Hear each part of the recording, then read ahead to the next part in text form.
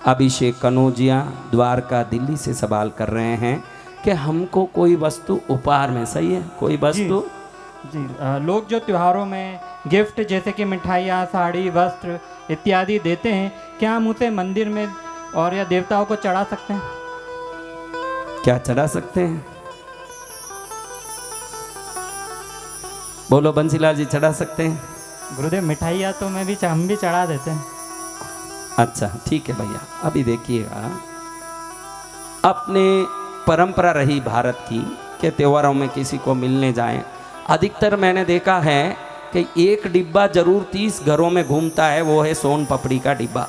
वो बराबर 2530 घर घूमेगा, आगे से आगे निकला है तो समझना कि ये घूम फिर रहा है, इसको कोई नहीं खोलता। ऐसा एक डिब्बा हल्दीराम वाले ने बनाया जिसको ना तो कोई खोलता है ना कोई देखता है, लेकिन सबके घर में खुशियाँ आती है, वो है सोन पपड़ी का डब्बा। कोई खोले न कोई मेले। लेकिन आपको एक बात कहूँ, देखिए इस संसार में भारत ही ऐसा देश है जहाँ कोई खाली हाथ नहीं जाता, कहीं जाएगा तो ले जाएगा, कहीं लाएगा तो ले आएगा, ऐसा है।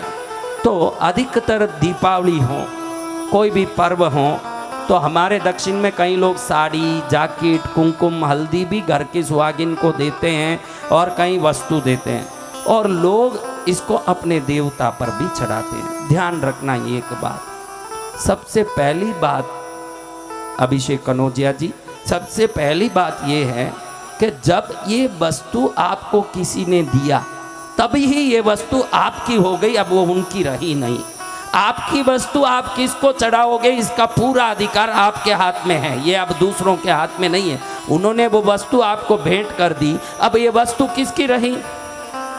अब आपकी वस्तु आप जिसको चाहें दो, उसमें मनुष्य हो सकते हैं, पशु पक्षी हो सकते हैं, कई लोग गांठिया सेब ला के देते हैं, तो आपको अच्छा लगे तो अगले दिन कौवे को दे सकते हो। अब देखना यही बात है कि जो वस्तु लाया गया है ये पहले से ही किसी को चढ़ा हुआ तो नहीं है, वो प्रसाद बना के लाए हों तो आप दूसरे को नहीं चढ़ा सकते। वो पहले ही किसी को चढ़ा के फिर बोले कि ये प्रसाद है लीजिए, तो आप पहले किसी को चढ़ा हुआ प्रसाद दूसरे देवता को नहीं चढ़ा सकते। अगर वो कोरा है, किसी को नहीं चढ़ा है, फिर भी उसकी स्टैंडर्ड और क्वालिटी, उसकी जो गुणवत्ता है, इसको चेक करना जरूरी है। बहुत पुराना हो गया हो, साड़ी कपड़ा हो तो जर्जर हो रहा हो। कई लोग तो क्या है कि भेंट देने के चक्कर में आगे धकाते हैं ज़्यादातर चीज़ों को जो क्वालिटी लेस होती है, जो गुणवत्ता से नीचे होता है, वो वस्तुओं को आप नहीं चढ़ा सकते। लेकिन जो वस्तु ताज़ी दिख रही है, अच्छी दिख रही है, पहले किसी को नहीं चढ़ी है, तो आपको एक ही उदाहरण से मैं बिल्कुल स्पष्ट समझाना चाहता हूँ कि ये पानी जो आकाश से बरस रही है, ये ईश्वर का हमको भेंट नहीं है, तो फिर इसको लेके आप अभिषेक कैसे कर रहे हो? तो पानी जो भगवान का दिया हुआ भेंट आप भगवान को चढ़ा सकते हो, तो इंसान के दिए हुए भेंट भी आप भगवान को चढ़ा सकते हो, इसमें कोई तकलीफ नहीं है। भले ही वो मिठाई हो, भले ही वस्तु हो, वस्त्र हो, किसी भी चीज़ को घर के मंदिर में आप चढ़ा सकते हो, इसमें कोई दो राय नहीं है। लेकिन देखना दो ही चीज़ है कि एक पहले वो चढ़ा हुआ है या नहीं, वो बिल्कुल शुद्ध और नूतन हो तो आप चढ़ा सकते हो। उनको ही पूछना, ये प्रसाद जो ला रहे हैं उनको पूछ लेना कि ये प्रसाद है, ये नया है, पूछने में कोई गलती नहीं। इसमें शर्म खाओगे तो नुकसान में रहोगे। ये नूतन है या प्रसाद है?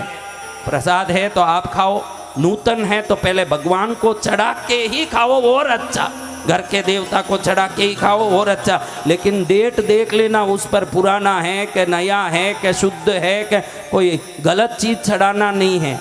उसकी गुणवत्ता, उसकी क्वालिटी और स्टैंडर्ड को चेक करना है, उसकी आज की तारीख में उसका जो भी स्थिति है चढ़ा हुआ है या नहीं, उसको चेक करना है। क्योंकि भगवान जितने चीज़ धरती में दिए सब भेंट ही है। हम पैसा दे के खरीदते हैं, लेकिन वृक्ष थोड़ी पैसा लेता है, पैसा तो कोई इंसान लेता है। आप नारंगी लाते हो, एप्पल लाते हो, द्राक्ष लाते हो, ये सब वृक्ष क्या पैसा लेके देते हैं?